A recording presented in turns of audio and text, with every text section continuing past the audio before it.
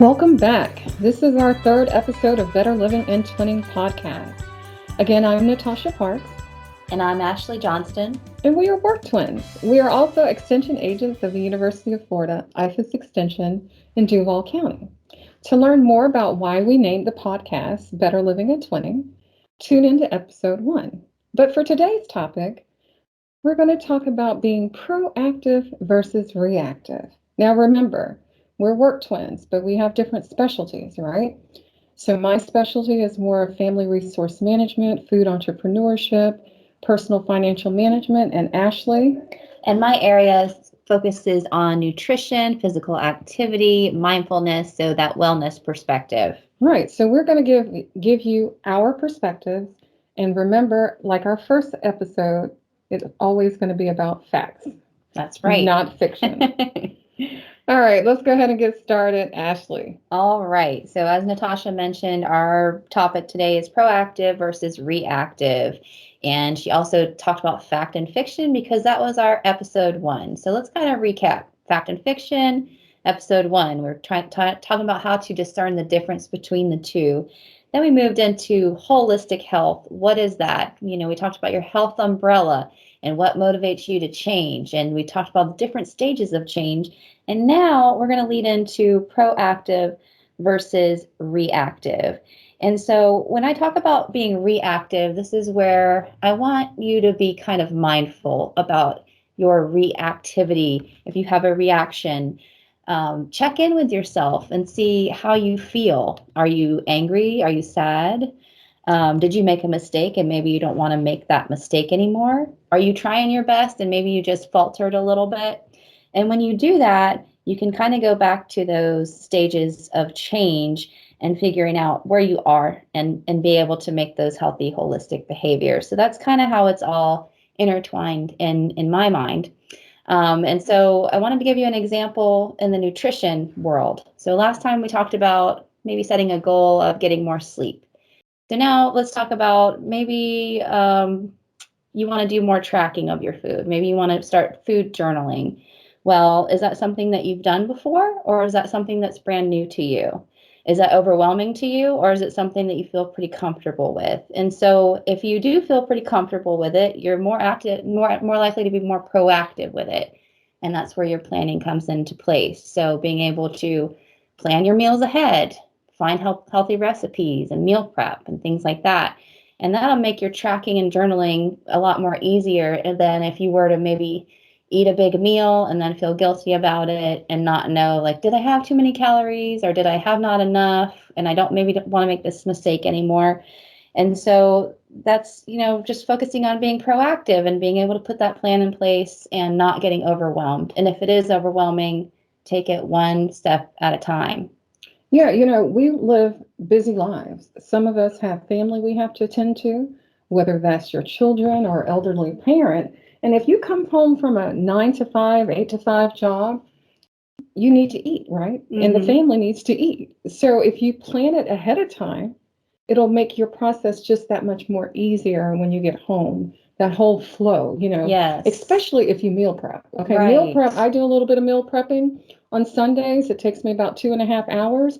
It's nothing better than coming home, taking off my shoes, pulling out the meal from the refrigerator, and putting it in the toaster oven or in the oven or whatever case may be, and we just eat. I don't have to worry about all that prep. It's done ahead of time. So to me, that's being proactive as opposed to being reactive. And I will say too, Natasha, when you do your meal prepping, you just said it takes about 2.5 hours. So you don't just waltz into your house on a Sunday and start running around like a chicken with your head cut off, bringing out like bouillon and broth and cutting veggies. You already know. You already have your supplies ready. Exactly. You know what you're going to be making. Exactly. You know that you're going to be spending 2.5 hours.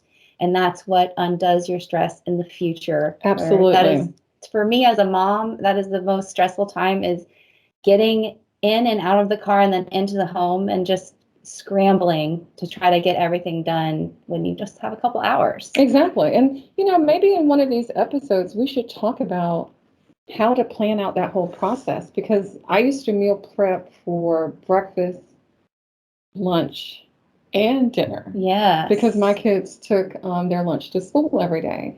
So maybe we should do an episode on that. I think that would be a great idea, and to show people how to do it in a quick manner. Oh yeah, because my Right. sister calls me the fastest cook out there. Yes. She said every time we're on the phone and she's like, I'm hungry, I'm hungry. And we might have been on the phone for 30 minutes. I already made 2 meals, and she was like, I'm still sitting on the couch And and I'm I, done because I'm a quick cook. I need it done because I don't have time to yes. be standing here slaving over the stove. You know what I Right. mean? So, Right. You get stuck in the vortex. exactly. My vortex is get it done. Right. So that's sort of the nutrition aspect example for today when we're talking about proactive versus reactive. And now, again, we're going back to our health umbrella. That holistic health is so important. And so we're going to switch it on over to Natasha's topic areas. Yeah, so I want to ask you all, are you proactive or reactive with your personal financial management? When I think of this, I like to ask people, do you use your bank app to know how much money you have, or do you have a plan on how to spend your money? So oftentimes when I teach a class, I'll ask people this, right? I'll say, so how do you budget? How do you plan your spending? Oh, I just use the bank app. I said, okay, that's good, you know. So did you account for the check that you might have written to your landlord? Because if you are trying to see how much money you can spend, right? And you open up this bank app and it gives you a balance, did you account for what you've already spent that has not hit the account yet, as far as like certain checks? A lot of times in these apartments and different homes you might be renting, these landlords hold on to the check for weeks, you know, Right. sometimes. Yeah. So if you're looking at your bank app, that amount is not necessarily accurate. It's real time, but it's not Yeah. accurate because it doesn't account for everything For else. what you've already spent, even though it Exactly. hasn't hit the bank yet. Right. So if you're using the banking app after the purchase, that is reactive behavior. You know, a spending plan allows individuals to know how much money they can spend before making the purchase. And a banking app mainly shows you what you spent, meaning after the fact, right? Yes. So if you're trying to start a home budget for a family, according to nerdwallet.com, sometimes we use, some of my colleagues and I use this website just for different strategies and things. You know, we don't promote one site, we use different things. But remember, we're going back to fact and fiction. That's right. So to keep into this guideline as far as a family, meaning joint costs, when starting a home budget, there's something called the 50-30-20 guideline. The guideline states that 50%, that's 50, of your monthly take home income is devoted to needs. 30% goes to wants, and 20% to savings and debt repayment. So for more information on that, if you want to learn more about that, you can kind of go to their website. But hey, you can call me too. I can help you and walk you through how to create a spending plan. The University of Florida, they have a money management calendar, which is really, really cool. A lot of our participants like using it. So they use that to create their budget. So there's more steps to this. Remember, this is a podcast. We're just sharing a little bit of this information. If you want more, you know how to contact us. What's our email address? That's right. It's betterlivingandtwinning@gmail.com. And I had a thought when you were talking about the bank apps, because I think some people think that they're being proactive when they're using this bank app. And they might have that mental capacity to plan. But the thing is, we're humans and we forget Absolutely. all the time.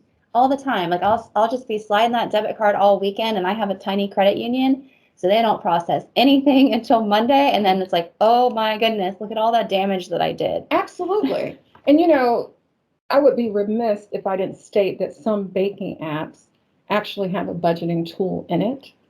But how many people are really using How that? many people even know that, Maybe right? we should do a survey and see how many people actually use the budgeting tool within their app, their banking app, institution app. But you know, it's funny that you say that because my son is 18 and he's had a checking account for the longest, right?